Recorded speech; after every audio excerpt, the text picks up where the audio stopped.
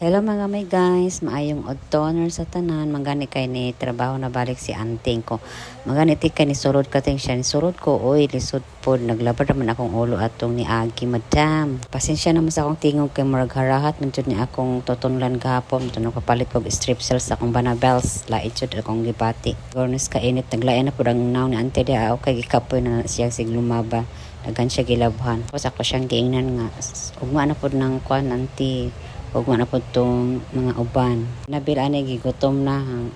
Kung ano lang siya, iyan lang gitilok ng bahaw diri sa rice cooker. Bala nakita ng kataga ng lubot sa rice cooker, nag-itom na. Ako ani, nag-inom ra ko ani. Tapos, nagkuan ko og pan nga with mayonnaise. Akong giparisan kay gutom man. Sinsya naman ang buwak-buwak sa akong atubangan. Ako nang gitakpan, nakadeha akay basin musita na patong isa. O era ba to kaayo. Ako ani nakatulog. Tapos tibangon ko kay gutom man lagi ko. So, wala ang ko'y panudlay ani.